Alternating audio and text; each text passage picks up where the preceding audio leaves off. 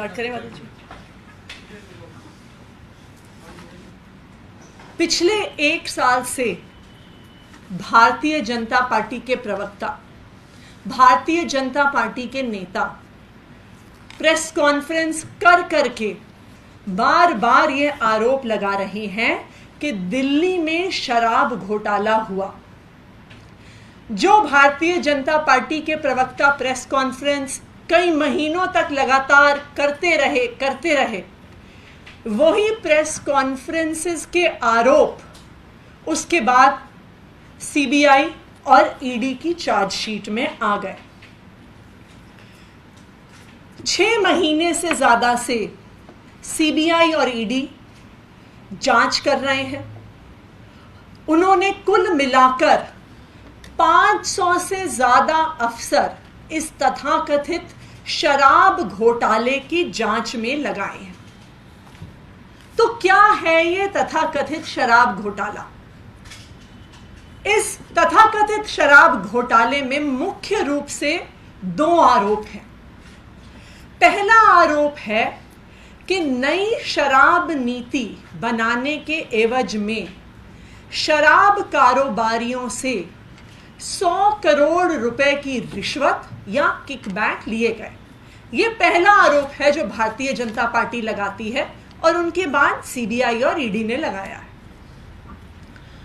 दूसरा आरोप यह है कि ये 100 करोड़ रुपए जो शराब कारोबारियों से लिए गए, उनको आम आदमी पार्टी ने गोवा के चुनाव में लगाया, गोवा के चुनाव में खर्च किया।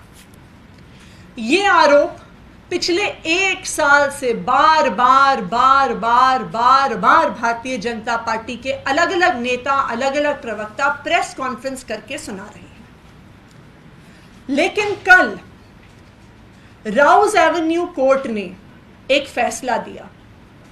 2 लोग जो इस केस में अरेस्टेड थे, राजेश जोशी और गौतम मल्होत्रा, उनको कल राउज एवेन्यू कोर्ट ने जमानत दी और एक 85 पेज का ऑर्डर कल राउज एवेन्यू कोर्ट ने दिया है। दोनों का नाम बताइए। ये जो ऑर्डर कल राउज एवेन्यू कोर्ट ने दिया है, मैं चाहूंगी कि भारतीय जनता पार्टी इस ऑर्डर को पढ़े।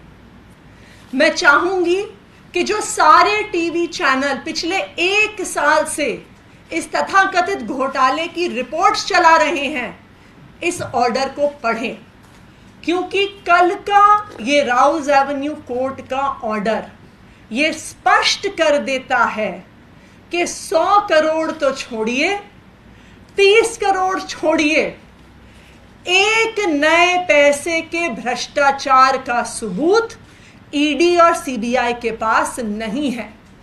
बार बार इस 86 पेज के ऑर्डर में जज सिर्फ एक बात दोहरा रहे हैं कि कोई भी सबूत ईडी ने सामने नहीं रखा है। तो जो पहला एक्यूजेशन है, जो पहला आरोप है कि 100 करोड़ का घोटाला हुआ, 100 करोड़ की रिश्वत किकबैक के तौर पर शराब कारोबारियों द्वारा आम आदमी पार्टी को, दिल्ली सरकार को दी गई। इस किकबैक देने में एक शराब कारोबारी गौतम मल्होत्रा जी भी शामिल थे, ऐसा भारतीय जनता पार्टी भी कहती थी, ऐसा सीबीआई भी कह रही थी, ऐसा ईडी भी कह रही थी। लेकिन कल कोर्ट ने बहुत स्पष्ट तौर से पैरा 74 में अपने ऑर्डर में कहा है, there is no specific evidence showing any such cash payment towards payment of bribe or repayment of kickbacks. The only evidence presented has been some vague statements made by witnesses, and on the basis of these statements, it cannot be inferred that cash payments were given as bribes. So court ये स्पष्ट तौर से कहता है कि रिश्वत देने का, एक नए पैसे की भी रिश्वत देने का कोई भी सबूत कोर्ट के सामने नहीं रखा गया है। ईडी के पास कोई भी सबूत नहीं है। तो ईडी की कहानी शुरू होती है 100 करोड़ रुपए से। हालांकि ये 100 करोड़ रुपए का जो अमाउंट है ये कहां से आया ये बिल्कुल भी स्पष्ट नहीं है, क्योंकि ईडी खुद अपनी चार्जशीट में सिर्फ 30 करोड़ रुपए के अमाउंट की बात करता है।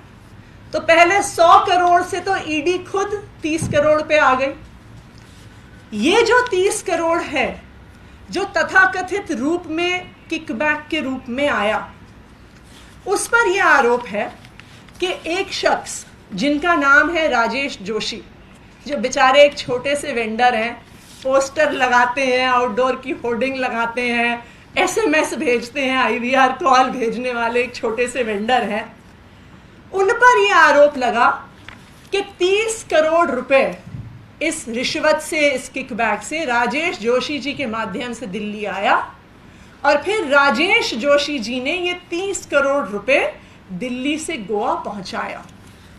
तो अब हम 30 करोड़ पे आ गए हैं।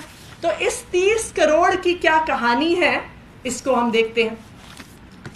पैरा 44 में इस 30 करोड़ रुपए के बारे में कोर्ट ये कहता है, there is no independent evidence collected by the investigating agency to substantiate or corroborate this fact। तो जो 100 करोड़ से 30 करोड़ पर ईडी आई, उस 30 करोड़ पर कोर्ट ने बहुत स्पष्ट तौर से बोला है कि 30 करोड़ के लेन देन का कोई भी सबूत नहीं है। और कोर्ट ने उसके बाद बोला है कि आपके पास जो सबूत है हम उसे सबूत नहीं मान सकते हैं कि राजेश जोशी का नंबर किसी के फोन में सेव था, कि राजेश जोशी ने किसी को कॉल किया। उन्होंने कहा नंबर सेव होना, किसी एक व्यक्ति का दूसरे व्यक्ति को कॉल करना कोई भी सबूत नहीं माना जा सकता। उसके बाद ईडी ने कहा अपने आरोप में कि ये जो 30 करोड़ रुपए राजेश जोशी ने तथाकथित रूप से दिल्ली से गोवा पहुंचाए, इस पैसे का हवाला, इस पैसे का लेन देन पर्चियों के माध्यम से हुआ। इस पर्चियों पर भी कोर्ट ने बहुत सख्त टिप्पणी करी है। इस ऑर्डर के पैरा 46 में इन पर्चियों के बारे में कोर्ट का यह कहना है,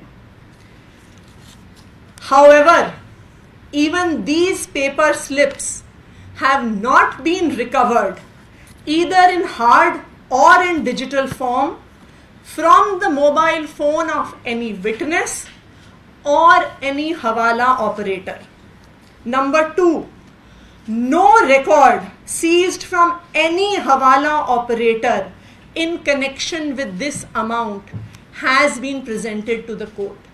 यानी आपने जो कहा कि 30 करोड़ रुपए पर्चियों के लेन देन के माध्यम से गोवा, दिल्ली से गोवा गए, उसका भी कोई सबूत ईडी के पास, सीबीआई के पास नहीं है।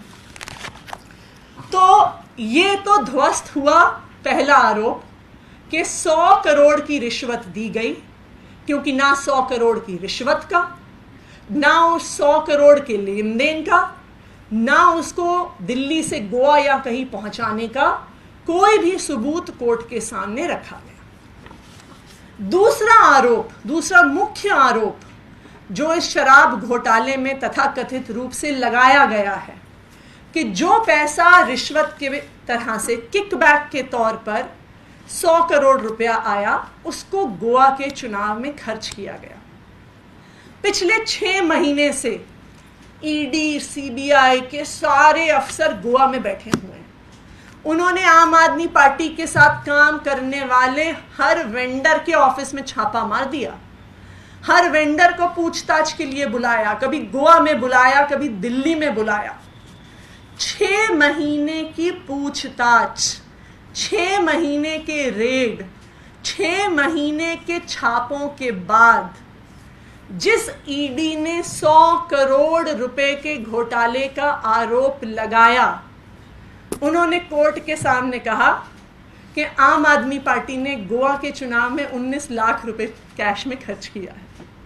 तो अब ईडी ने पूरे देश के सामने जांच करके साबित कर दिया है कि आम आदमी पार्टी देश की सबसे ईमानदार पार्टी है, कि आम आदमी पार्टी ने गोवा में चुनाव लड़ा और सिर्फ 19 लाख रुपए कैश में खर्च किए और बाकी सारा खर्चा चेक में किया। ये ईडी की जांच ने साबित कर दिया।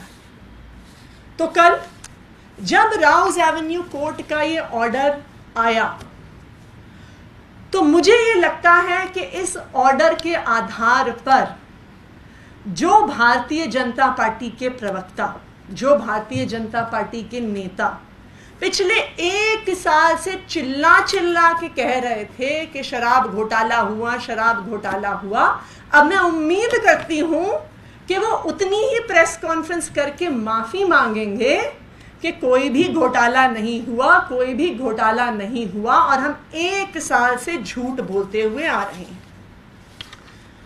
कल के इस ऑर्डर ने सीबीआई और ईडी का पर्दाफाश कर दिया है।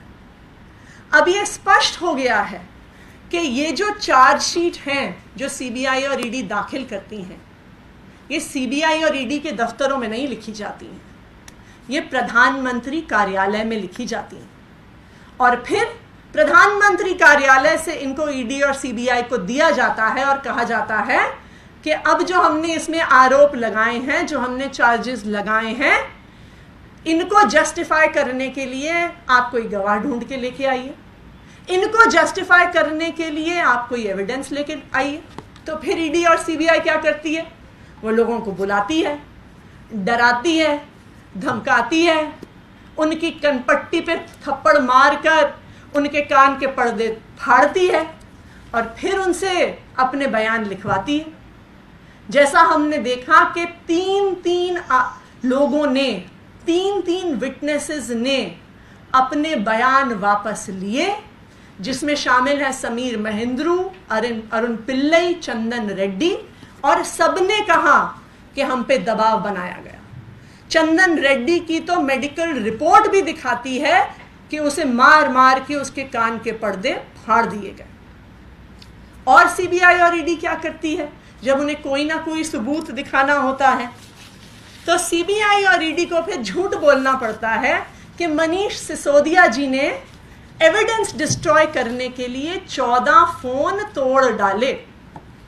लेकिन जब हम खुद बिना किसी रिसोर्सेज के थोड़ा जांच करते हैं और फोन के IMEI नंबर निकालते हैं तो पता चलता है कि उस 14 में से 7 फोन तो सीबीआई और ईडी के पास खुद हैं और 7 बाकी फोन अभी भी अंडर यूज है।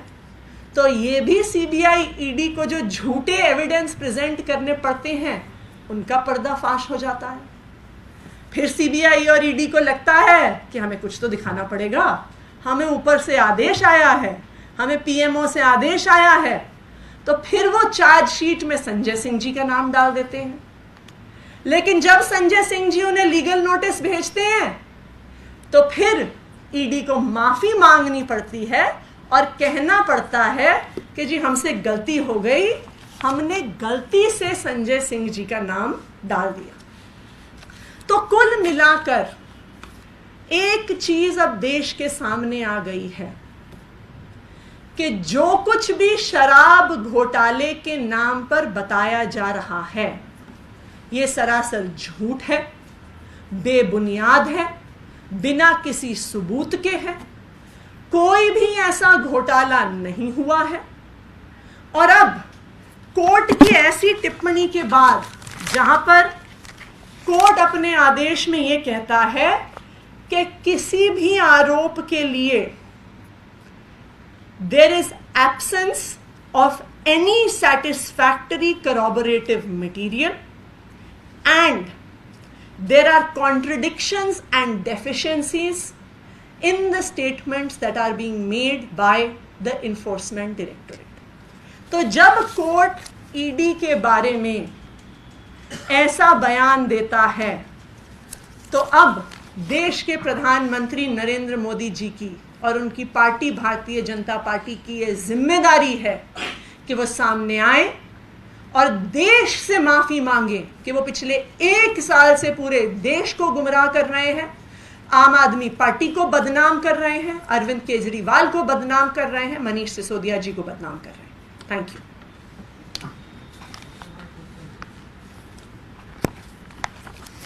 लग रहा है कि चूंकि 2 आरोपियों को इसमें जमानत मिल गई है, तो चूंकि अभी अगली तारीख से सुनवाई होगी, क्या इसको भी आधार बना करके आप आर्ग्यू करेंगे की जमानत के लिए हाईकोर्ट में? देखिए, हम बिल्कुल आर्ग्यू करेंगे और आज तक चाहे ईडी हो चाहे सीबीआई हो, वो मनीष सिसोदिया जी के खिलाफ कोई भी सबूत कोर्ट में नहीं पेश कर पाई। लेकिन सीबीआई और ईडी को पीएमओ से आदेश आता है, उस आदेश के आधार पर उन्हें चार्जशीट दायर करनी होती है, उस आदेश के आधार पर उनको कोर्ट में खड़े होकर डिफेंड करना पड़ता है। ये सीबीआई और ईडी की मजबूरी है। लेकिन अब इस कोर्ट के आदेश ने इस तथाकथित शराब घोटाले का पर्दाफाश कर दिया है और पूरे देश को बता दिया है कि कोई भी ऐसा घोटाला नहीं हुआ।